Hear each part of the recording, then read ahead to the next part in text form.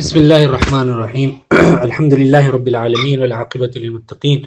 والصلاة والسلام علی رسولہ خیر خلقہ محمد وعلی آلہ وصحبہ اجمعین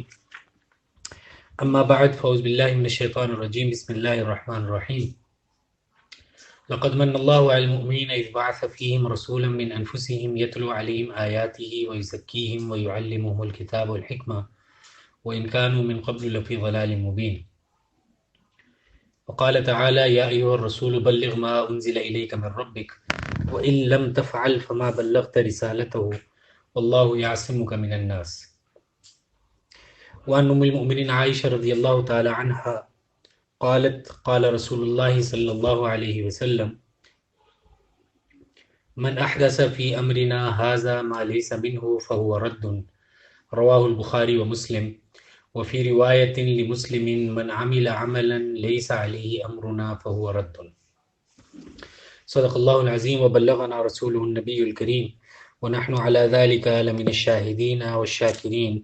والحمد لله رب العالمين.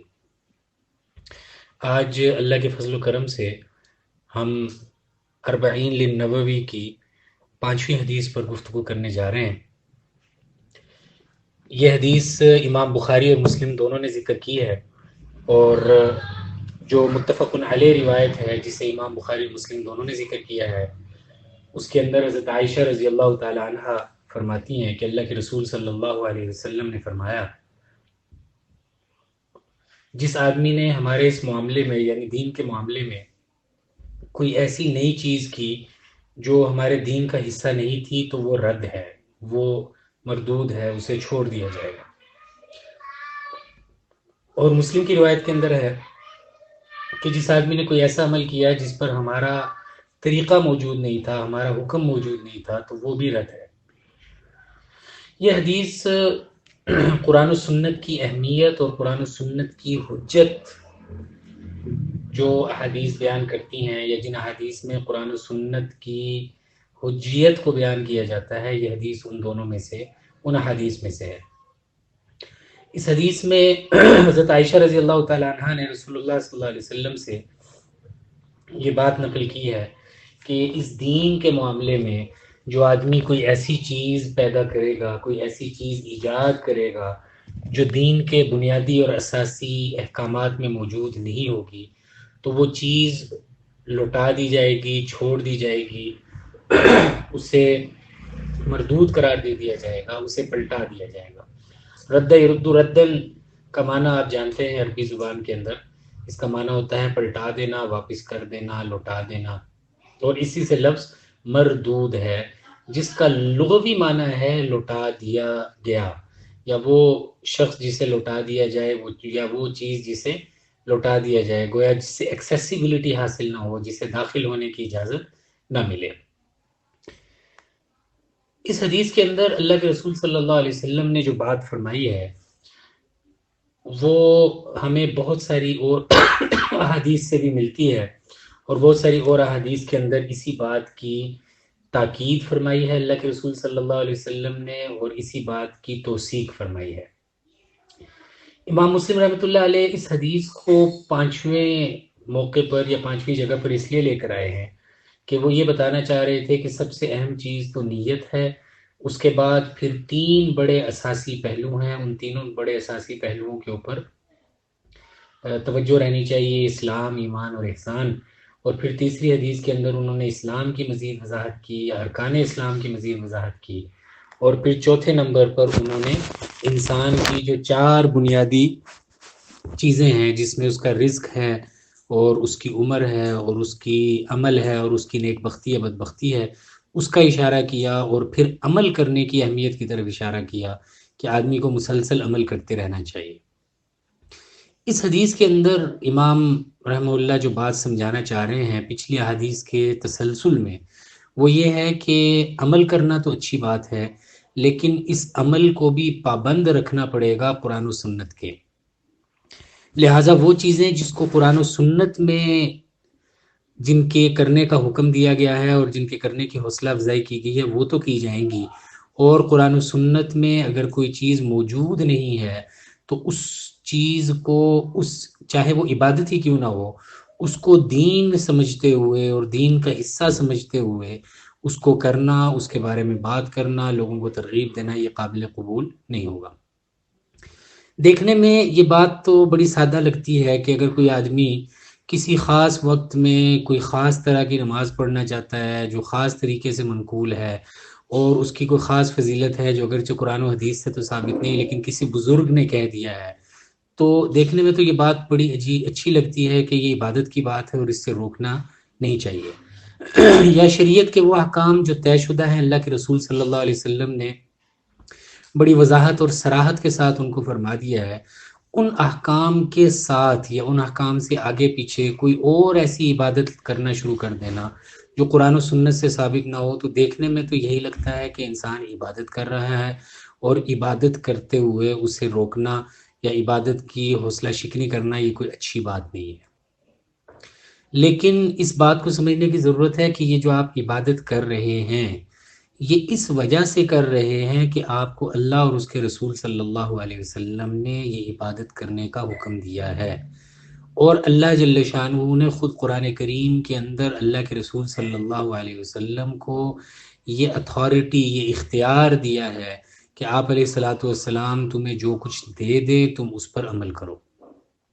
یہ وجہ ہے کہ اللہ کے رسول صلی اللہ علیہ وسلم کے بارے میں اللہ نے فرمایا وَمَا آتَاكُمُ الرَّسُولُ فَخُذُوهُ وَمَا نَهَاكُمْ عَنْهُ فَانْتَهُوا، کہ جو چیزیں تمہیں رسول دے دیں ان کو لے لیا کرو، اور جن چیزوں سے وہ تمہیں روک دیں، منع فرما دیں، ان چیزوں سے رک جایا کرو۔ اللہ کے رسول صلی اللہ علیہ وسلم کا یہ جو منصب ہے کہ جو وہ کہہ دیں وہ کرنا ہے، اور جس چیز سے وہ منع کر دیں، جس چیز سے وہ روک دیں، ان سے رک جانا ہے۔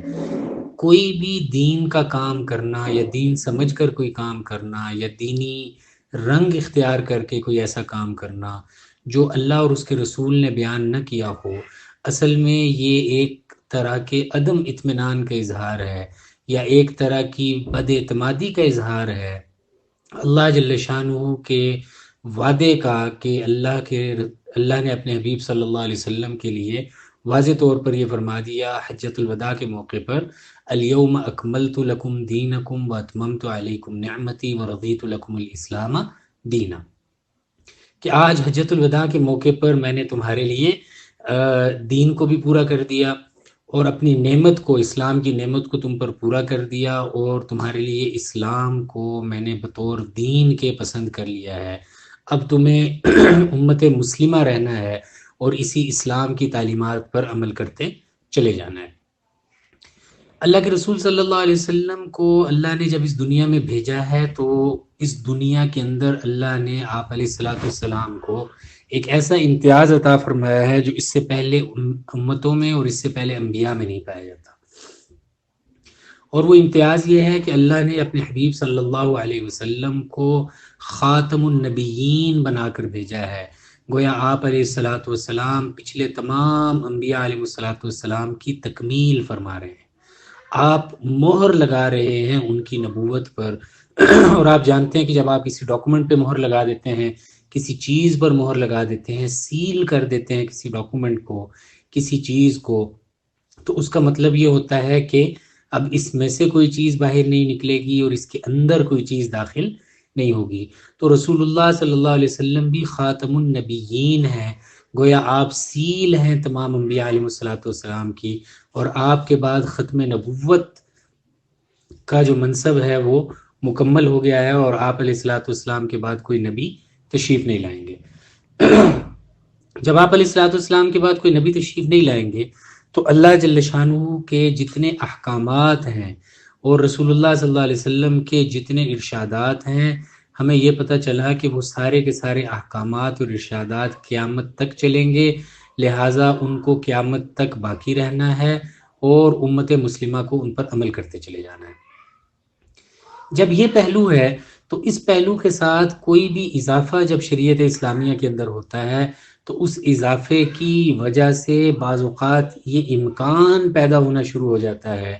کہ دین جو ہمیں قطعی طور پر اور انتہائی طور پر اللہ کے رسول صلی اللہ علیہ وسلم کی طرف سے ملا ہے، اس دین کے اندر کہیں یہ چیز شامل نہ ہونا شروع ہو جائے، اس لیے کہ جہاں ہمیں یہ حکم دیا گیا ہے کہ ہمیں یہ دین پہنچانا ہے، لوگوں تک، وہیں ہمیں یہ بھی حکم دیا گیا ہے کہ اس دین کو اسی شکل اور صورت میں پہنچانا ہے جس شکل اور صورت میں ہمیں یہ دین دیا گیا تھا۔ اور پچھلی قوموں کے اندر ہم اس بات کو دیکھ سکتے ہیں کہ وہاں پر ایک حکم آیا اور اس حکم کے بعد اس میں رفتہ رفتہ کچھ تبدیلیاں کی گئی، اور ان تبدیلیوں کے نتیجے میں آہستہ آہستہ وہ تبدیلیاں اتنی غالب آ گئیں کہ جو اصل شریعت تھی اس شریعت کا چہرہ ہی مکمل طور پر مسخ ہو گیا۔ لیکن وہاں پر اللہ جل شانہ کی حکمت یہ تھی کہ وہ جو دین تھا وہ وقتی طور پر اور عارضی طور پر آیا تھا اور ایک خاص امت کے لیے آیا تھا، اور اس کے بعد ایک نئے نبی آتے تھے اور نئی امت آتی تھی، جس کے نتیجے میں نبوت کا تسلسل ہوتا تھا اور پچھلی چیزوں کے اندر ریفائنمنٹ بھی ہو جاتی تھی، اضافے بھی ہو جاتے تھے۔ لیکن جب اللہ کے رسول صلی اللہ علیہ وسلم کو نبوت دے دی گئی تو یہ طے کر دیا گیا کہ اس دین کو مکمل کر دیا گیا ہے۔ اور جب ہم یہ کہتے ہیں کہ دین مکمل ہو گیا، اور خود آپ علیہ الصلوۃ والسلام نے بہت سارے مواقع پر اس کا اظہار بھی کیا، اور آپ حدیث جبریل کے اندر بھی اس کو دیکھ چکے ہیں کہ جبریل نے جب ساری باتیں کر لی اور وہ چلے گئے، اور اگلے دن جب صحابہ سے ملاقات ہوئی، حضرت عمر سے ملاقات ہوئی، تو آپ علیہ الصلوۃ والسلام نے یہ فرمایا ھذا جبریل آتاکم یعلمکم دینکم، کہ یہ تمہیں تمہارا دین بتانے کے لیے آیا تھا تاکہ دین کے جو بنیادی اور اساسی معاملات ہیں ان کو تم محفوظ کر لو۔ اور یہی معاملہ ہمیں ملتا ہے رسول اللہ صلی اللہ علیہ وسلم کا حجۃ الوداع کے موقع پر۔ آپ علیہ الصلوۃ والسلام اپنے سامنے 1,00,000 سے زائد صحابہ کرام کو گواہ بناتے ہیں، اور گواہ بنانے کے بعد جو آپ نے خطبہ دیا ہے حجۃ الوداع کا، اس کے اندر آپ علیہ الصلوۃ والسلام بہت سارے سوالات کرتے ہیں، اور ان سوالات میں سے ایک سوال یہ ہے کہ کیا میں نے یہ دین تمہیں پہنچا دیا ہے کہ نہیں؟ صحابہ کہتے ہیں اللہ کے رسول، آپ نے نہ صرف یہ کہ پہنچا دیا ہے بلکہ آپ نے امانت کا حق بھی ادا کر دیا ہے۔ آپ علیہ الصلوۃ والسلام اس موقع پر آسمان کی طرف سر اٹھاتے ہیں اور اپنی انگلی بلند کر کے کہتے ہیں اللہم اشہد، اے اللہ آپ گواہ رہیے گا کہ میں نے ان سے پوچھ لیا کہ جو دین پہنچانے کی ذمہ داری میری تھی وہ ذمہ داری میں نے ادا کر دی۔ پھر آپ پوچھتے ہیں الا هل بلغت، کیا میں نے تمہیں دین پہنچا دیا ہے؟ تو صحابہ پھر اسی بات کا اظہار کرتے ہیں، آپ پھر اپنی انگلی بلند کر کے اللہ کو گواہ بنا کر کہتے ہیں اللہم اشہد، یا اللہ آپ گواہ رہیے۔ اور پھر تیسری دفعہ بھی یہ معاملہ دہرایا جاتا ہے۔ تو یہ جو اہتمام ہو رہا ہے حجۃ الوداع کے موقع پر، اور اسی موقع پر قرآن کریم کی یہ جو آیت نازل ہو رہی ہے الیوم اکملت لکم دینکم واتممت علیکم نعمتی ورضیت لکم الاسلام دینا، تو ان آیات کا اور ان واقعات کا تقاضا یہ ہے کہ اب اللہ کے رسول صلی اللہ علیہ وسلم سے ہمیں جتنا دین پہنچا ہے اور زندگی کے جتنے جس معاملے کے بارے میں پہنچا ہے تو وہی دین ہے، اور اس کے علاوہ کوئی بھی اضافہ دین کے نام پر اگر کیا جائے گا تو وہ اضافہ قابل قبول نہیں ہوگا۔ وہ گویا ایک طرح سے اس بات کا اظہار ہے کہ اللہ کے رسول صلی اللہ علیہ وسلم معاذ اللہ دین کو مکمل نہیں کر کے گئے، چاہے وہ اضافہ آپ عبادات کے اندر کر لیں، چاہے وہ اضافہ آپ رسم و رواج کے نام پر کر لیں، چاہے وہ اضافہ آپ مالی صدقہ اور خیرات کے نام پر کر لیں، یا چاہے وہ اضافہ آپ کسی بھی طرح کا کر لیں۔ تو وہ جو اضافہ ہے وہ اصل میں اس بات کی علامت بن رہا ہے کہ شاید اللہ کے رسول صلی اللہ علیہ وسلم نے معاذ اللہ جو دین ہمیں بیان کیا تھا وہ دین کافی نہیں تھا۔ مثلا مثال کے طور پر اگر آپ نماز کے اندر کوئی اضافہ کر رہے ہیں، آپ کوئی خاص طرح کی نماز پڑھ رہے ہیں، یا آپ نماز کے ارد گرد نماز کے آگے پیچھے کوئی اضافہ کر رہے ہیں، یا آپ کسی اور عبادت کے ساتھ اضافہ کر رہے ہیں، کسی خاص رات میں اٹھ کر خاص طرح کی عبادت کا اضافہ کر رہے ہیں، تو یہ گویا آپ یہ کہنا چاہتے ہیں کہ اس عبادت کی اہمیت کا ہمیں ادراک تو ہو گیا، لیکن معاذ اللہ اللہ کے رسول صلی اللہ علیہ وسلم اور صحابہ کو اس کا ادراک نہیں ہوا اور وہ اس کو نہیں کر سکے۔ تو یہ بات جو ہے یہ بڑی اہمیت کی حامل ہے کہ اللہ کے رسول صلی اللہ علیہ وسلم جو اتنی شدت کے ساتھ فرما رہے ہیں کہ جو آدمی ہمارے دین کے معاملے میں کوئی ایسی چیز ایجاد کرتا ہے جو دین کا حصہ نہیں ہے تو وہ بات قبول نہیں کی جائے گی، اس کو رد کر دیا جائے گا، اسے چھوڑ دیا جائے گا۔ اسی بات کو اور اس کے ضمن کے اندر ایک بات جو ہمیں ملتی ہے وہ لوگوں کا اللہ کے رسول صلی اللہ علیہ وسلم سے جھوٹی حدیثیں منسوب کرنا بھی ہے، کہ لوگ اپنی خواہشات کی پیروی کے لیے اور اپنے کچھ ذاتی مفادات حاصل کرنے کے لیے بعض اوقات کسی خاص عبادت کے ساتھ یہ لگا دیتے ہیں کہ اللہ کے رسول صلی اللہ علیہ وسلم نے یہ فرمایا،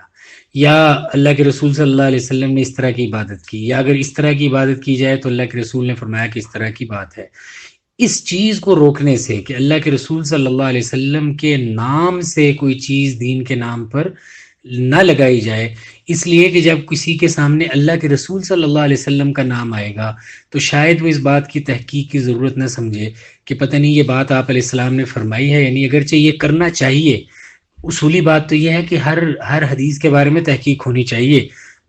لیکن شاید کوئی آدمی اس کی طرف توجہ نہ کرے کہ اللہ کے رسول صلی اللہ علیہ وسلم پر جھوٹی بات کون منسوب کرے گا، وہ کون بدبخت ہوگا جو اللہ کے رسول صلی اللہ علیہ وسلم پر جھوٹی بات منسوب کر دے۔ اس بات کی شدت کو بیان کرنے کے لیے اللہ کے رسول صلی اللہ علیہ وسلم نے ارشاد فرمایا، من کذب علی متعمدا فلیتبوا مقعدہ من النار، کہ جو آدمی جانتے بوجھتے، جو آدمی پورے ہوش و حواس کے ساتھ جان بوجھ کر میرے بارے میں کوئی ایسی بات کرے جو میں نے نہ کہی ہو، جھوٹ بولے میرے بارے میں، فلیتبوا مقعدہ من النار، اسے چاہیے کہ اپنا ٹھکانہ جہنم میں بنا لے۔ اور حدیث شریف کے اندر بہت ساری قسمیں ہیں، متواتر ہے، مشہور ہے، عزیز ہے، غریب ہے۔ ہم حدیث متواتر اس حدیث کو کہتے ہیں جس کے روایت کرنے والے اتنے زیادہ ہوں ہر طبقے میں کہ ان کا جھوٹ پر متفق ہونا مشکل ہو۔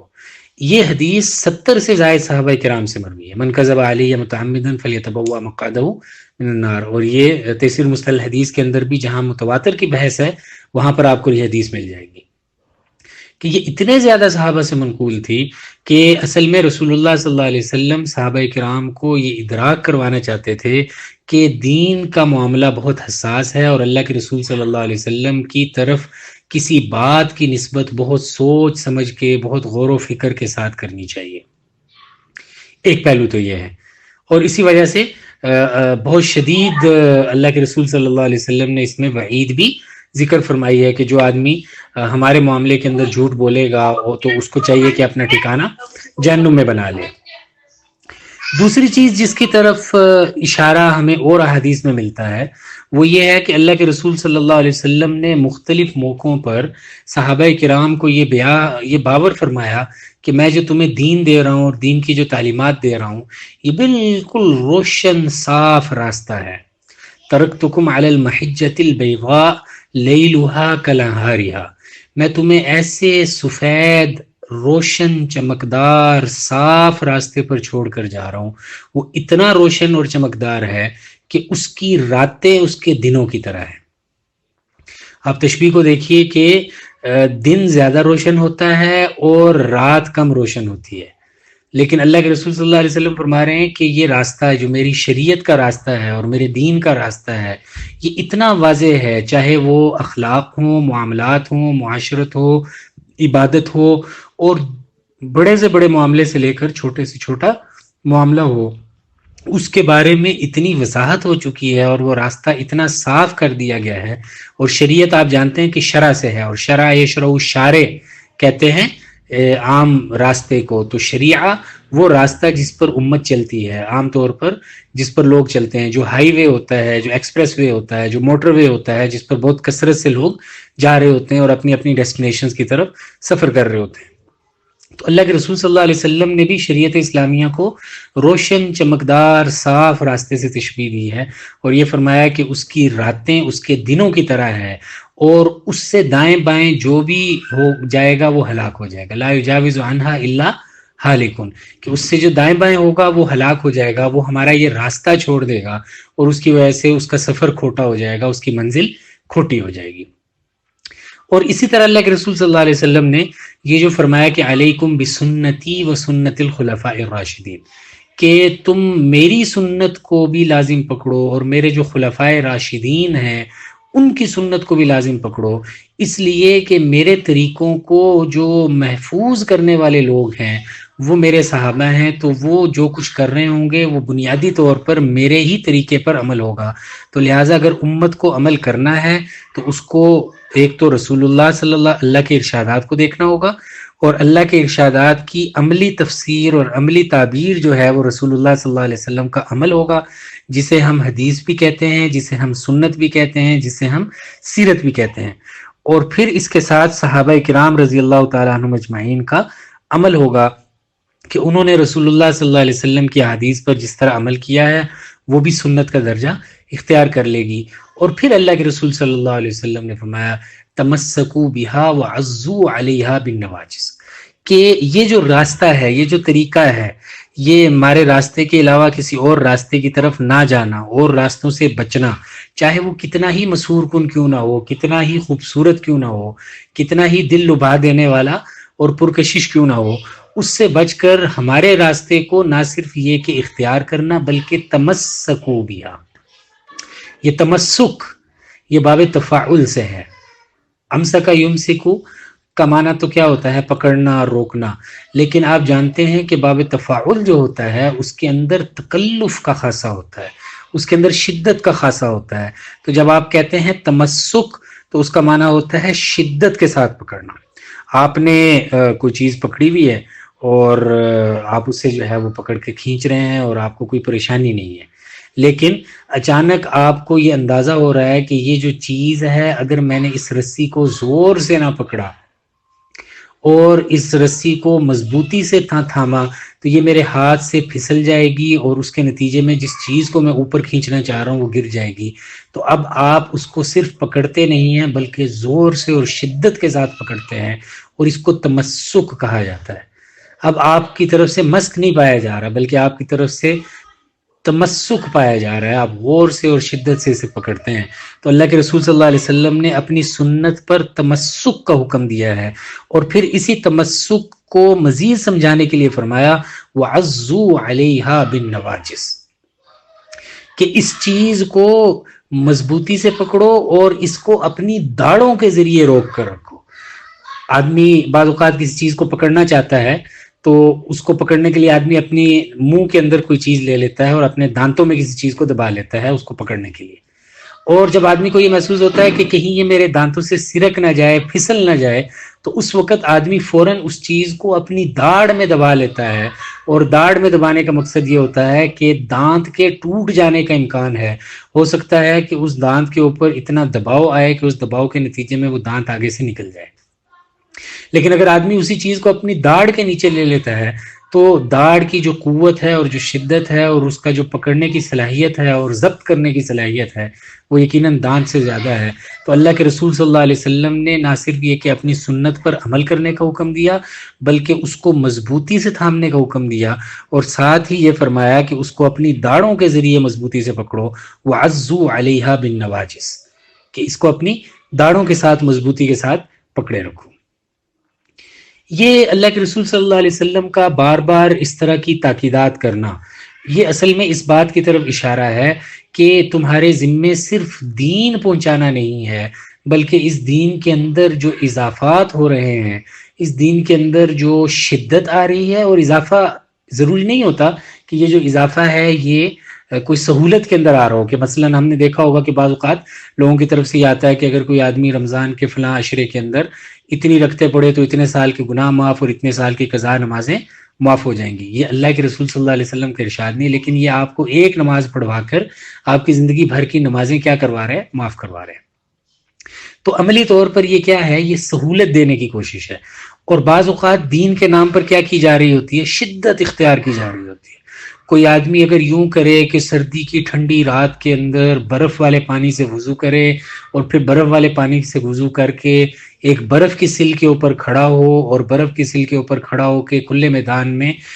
اتنی رکعتوں کی اتنی لمبی نماز پڑھے اور اس کے اندر یہ پڑھے تو اس کو یہ اجر ملے گا. تو یہ آپ جو شدت اختیار کرنا چاہ رہے ہیں یہ شدت اللہ کے رسول صلی اللہ علیہ وسلم سے منقول نہیں ہے. تو اللہ کے رسول صلی اللہ علیہ وسلم جو دین لے کر آئے وہ دین پچھلی شریعتوں کی شدتوں کو کم کرنے کے لیے آیا ہے اور پچھلی شریعتوں کی ضرورت سے زیادہ نرمیوں کو بھی کم کرنے کے لیے آیا ہے. الذین یتبعون الرسول النبی الامی الذی یجدونہ مکتوبا عندہم فی التوراۃ والانجیل. اللہ نے اس نبی صلی اللہ علیہ وسلم کے بارے میں یہ فرمایا کہ وہ لوگ ایسے امی نبی کی پیروی کرتے ہیں جسے وہ تورات اور انجیل کے اندر پاتے ہیں. تورات اور انجیل میں ان کا ذکر ہے اور وہ کرتے کیا ہیں؟ یحل لهم الطیبات ویحرم علیہم الخبائث. ان کے لیے پاکیزہ چیزیں حلال کرتے ہیں اور ان کے لیے ناپاک چیزوں کو حرام کرتے ہیں. وَيَضَعُ عَنْهُمْ إِصْرَهُمْ وَالْأَغْلَالَ الَّتِي كَانَتْ عَلَيْهِمْ. اور پچھلی امتوں نے اپنے اوپر جو خود سے خود ساختہ سختیاں کر رکھی تھی، اسر اور اغلال جو انہوں نے اپنے آپ کو شدت کی بیڑیوں میں اور سختیوں میں ڈال رکھا تھا، ان سختیوں کو بھی یہ نبی کم کرتے ہیں۔ اسی طرح اللہ نے فرمایا سورہ حدید کے اندر وَرَهْبَانِيَّةً ابْتَدَعُوهَا مَا كَتَبْنَاهَا عَلَيْهِمْ، کہ یہ جو رہبانیت انہوں نے اختیار کر لی تھی، ضرورت سے زیادہ دین کے اندر شدت اختیار کر لی تھی، ہم نے یہ شدت ان کے لیے نہیں مقرر کی تھی، یہ انہوں نے خود کی تھی، اور پھر فما رعوها حق رعایتها، اور پھر اس کی رعایت بھی یہ نہیں کر سکے۔ تو اللہ کے رسول صلی اللہ علیہ وسلم جو دین لے کر آئے ہیں وہ ہر اعتبار سے کامل ہے، لہٰذا ہم اگر اس کے اندر خدا نخواستہ دین کے نام سے اگر کوئی اضافہ کرتے ہیں تو اللہ کے رسول صلی اللہ علیہ وسلم نے بہت واضح طور پر فرمایا کہ یہ ہمارے دین کا حصہ نہیں ہے۔ اس کا ایک پہلو تو یہ ہے کہ آپ کسی کو منع کریں اور اسے کہیں کہ آپ یہ جو کام کر رہے ہیں یہ دین میں اضافہ ہے، لہٰذا آپ کو یہ نہیں کرنا چاہیے، اور اس کو آپ اس کی دنیاوی نقطہ نظر سے دیکھ رہے ہوں۔ لیکن یہ معاملہ صرف دنیاوی نقطہ نظر کا نہیں ہے، بلکہ یہ معاملہ اخروی اعتبار سے بھی بہت خطرناک ہے۔ یہی وجہ ہے کہ جو مشہور حدیث ہے، جو حوض کے بارے میں حدیث آتی ہے، بخاری شریف کے اندر بھی آئی ہے اور اسی طرح مسلم کے اندر بھی آئی ہے اور دیگر کتب حدیث کے اندر بھی آئی ہے۔ اللہ کے رسول صلی اللہ علیہ وسلم نے حوض کے بارے میں مختلف حدیثیں ذکر فرمائی ہیں، اور ان میں سے ایک حدیث یہ ہے کہ آپ علیہ السلام نے فرمایا کہ قیامت کے دن میرا حوض ہوگا، اور پھر اس کی تفصیلات آپ نے بیان فرمائی، اور پھر یہ فرمایا کہ اس حوض میں جو آئے گا اور ایک دفعہ اس حوض سے پی لے گا تو پھر اس کو قیامت تک پیاس نہیں لگے گی۔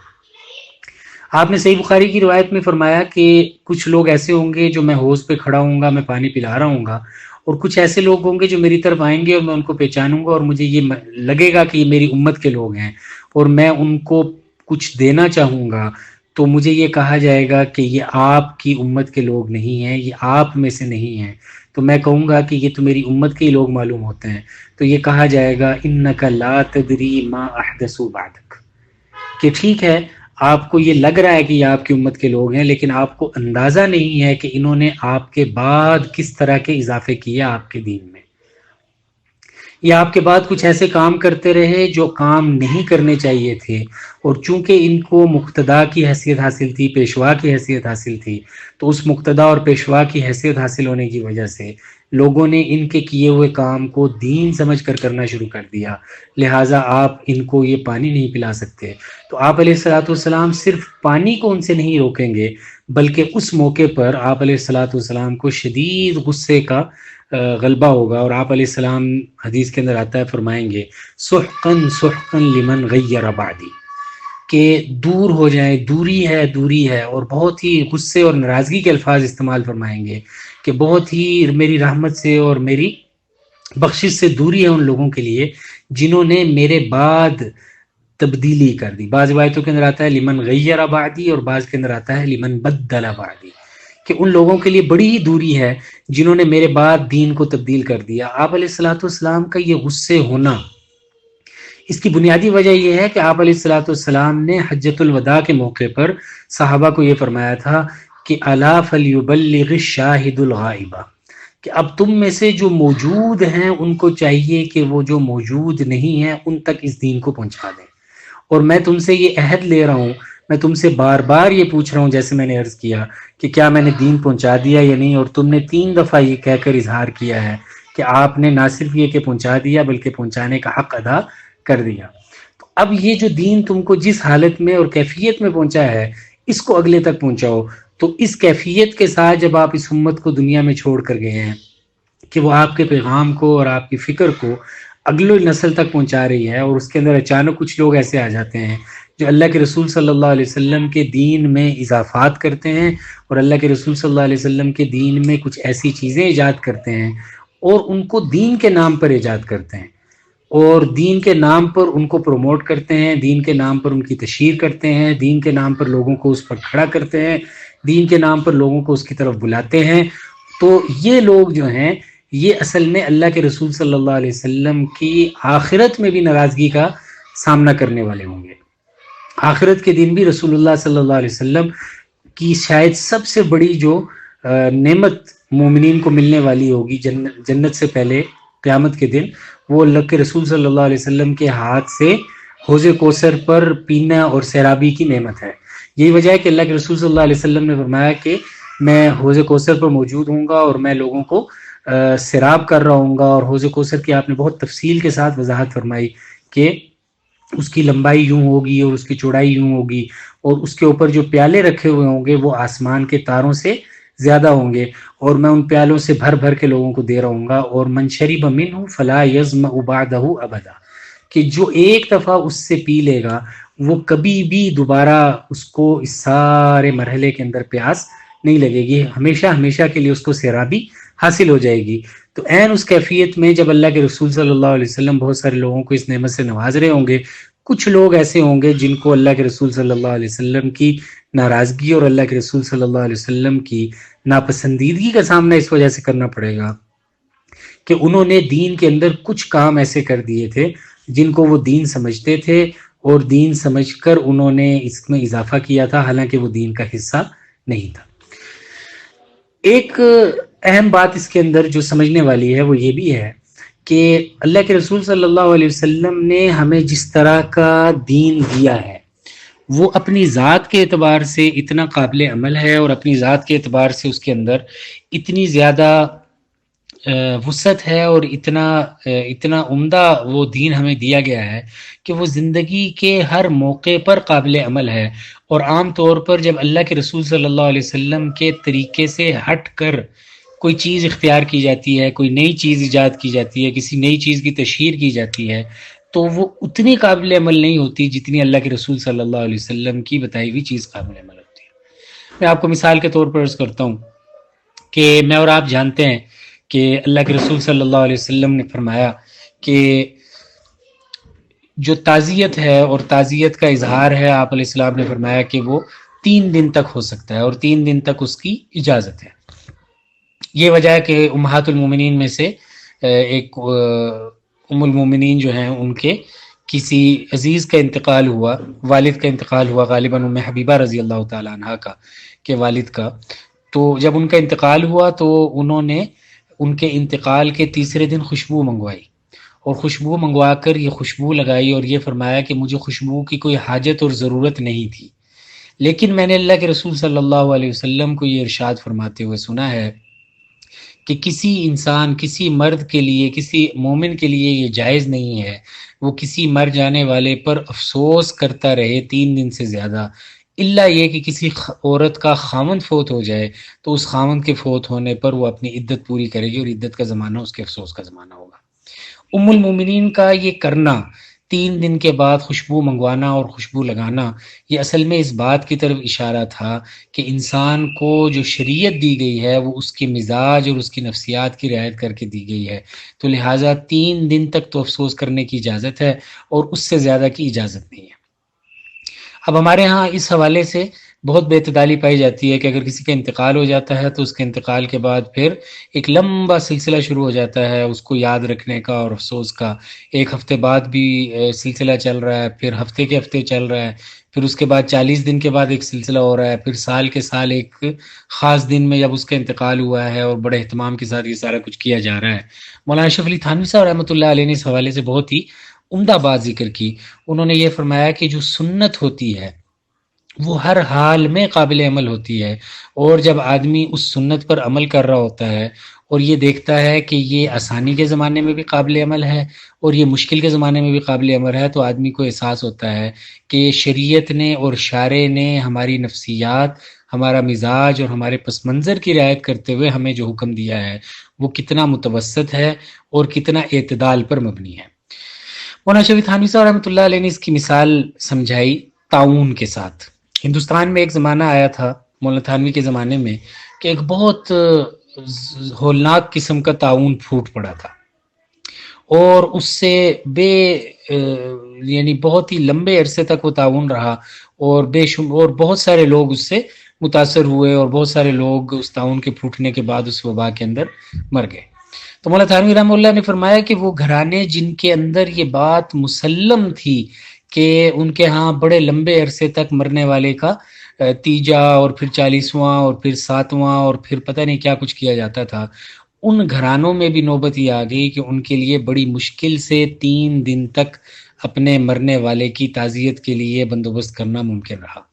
وہ بڑی مشکل سے 3 دن کے لیے بیٹھتے تھے، اس لیے کہ ہوتا یہ تھا کہ آپ ایک شخص کو دفناتے تھے اور آپ دفنا کر واپس آتے تھے تو دوسرے شخص کا انتقال ہو جاتا تھا، اور ابھی اس شخص کو آپ دفنا کر واپس آتے تھے تو گھر کے تیسرے فرد کا انتقال ہو جاتا تھا۔ تو اس لمحے میں پتہ چلا کہ شریعت نے یہ جو 3 دن کی رعایت دی ہے کہ آپ 3 دن تک افسوس کا اظہار کر سکتے ہیں، یہ اصل میں ہماری مصلحتوں، ہمارے مزاجوں اور ہمارے پس منظر کی رعایت کرتے ہوئے اعتدال پر مبنی ہے۔ یہ تعلیمات جو شریعت نے ہمیں دی ہیں، اور اسی طرح ہمیں جو عبادات کے معاملے میں اللہ کے رسول صلی اللہ علیہ وسلم نے تفصیلات عطا فرمائی، ہمیں معاملات کے بارے میں جو تفصیلات بتائی ہیں، ہمیں اخلاق کے بارے میں جو تفصیلات بتائی ہیں، وہ اتنی جامع ہیں اور اتنی مکمل ہیں کہ اب ان کے اندر ہمارے لیے اپنی انسانی سطح میں رہتے ہوئے کوئی اضافہ کرنا اور کوئی عمدہ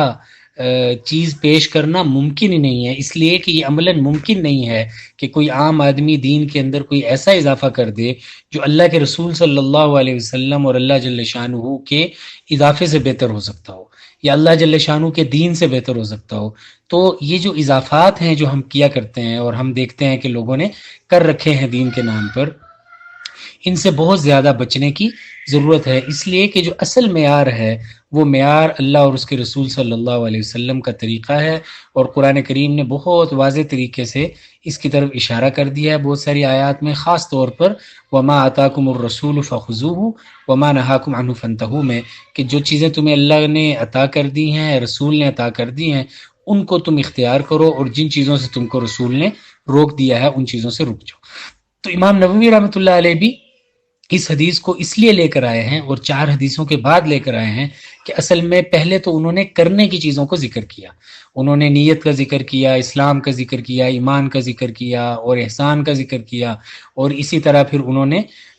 اسلام کی تفصیلات کا ذکر کیا، عقائد، عبادات، معاملات کا ذکر کیا، اور اس کے بعد پھر انہوں نے انسان کی تقدیر کے بارے میں بات کی، اور آخر میں اس بات کی طرف اشارہ کیا کہ آپ کو زندگی بھر جو کچھ بھی کرنا ہے، چاہے وہ جتنی بھی اچھی نیت کے ساتھ ہو، لیکن اگر وہ قرآن و سنت کے اضافے کی کا ہوگا، اگر وہ کوئی ایسی چیز ہوگی جو قرآن و سنت سے زائد ہوگی اور اضافی ہوگی، تو پھر اللہ کے رسول صلی اللہ علیہ وسلم کے ہاں بھی وہ قابل قبول نہیں ہوگی، اور اللہ جل شانہ کے ہاں بھی قابل قبول نہیں ہوگی، اس لیے کہ خود رسول اللہ صلی اللہ علیہ وسلم نے بہت واضح طور پر یہ فرما دیا ہے کہ جو ہمارے دین میں کسی بھی قسم کا اضافہ کرے گا تو وہ ہم سے قبول نہیں ہوگا، اور وہ ہماری طرف سے مردود ہوگا۔ تو امام نووی رحمہ اللہ کا اس حدیث کو لانا یہ اس بات کی طرف اشارہ کرتا ہے کہ صرف نیکی کر لینا کافی نہیں ہے، بلکہ نیکی بھی اس صورت میں معتبر ہوگی جب وہ اسلام کے بنیادی احکامات کے مطابق ہوگی، اور ہمیں جو 3 بڑی بنیادی تقسیمات دی گئی ہیں اسلام کی، ایمان کی اور احسان کی، تو ان 3 بنیادی تقسیمات کے مطابق ہوگی، اور اللہ کے رسول صلی اللہ علیہ وسلم کی سنت اور آپ علیہ الصلوۃ والسلام کے مزاج اور اللہ جل شانہ کے احکام کے مزاج کے مطابق ہوگی، اور قرآن و سنت کے خلاف نہیں ہوگی، تب وہ قابل قبول ہوگی۔ اور اگر اس طرح کی چیز نہیں ہوگی تو چاہے وہ عبادت ہی کیوں نہ ہو، چاہے وہ کتنی ہی اچھی بات ہو، وہ اللہ جل شانہ کے ہاں قابل قبول نہیں ہوگی۔ اللہ جل شانہ قرآن و سنت پر عمل کرنے کی اور آپ علیہ الصلوۃ والسلام کی سیرت پر عمل کرنے کی توفیق عطا فرمائے، اور ہر طرح کی بدعات سے اور ہر طرح کی زائد چیزوں سے بچنے کی توفیق عطا فرمائے۔ وآخر دعوانا الحمدللہ رب العالمین۔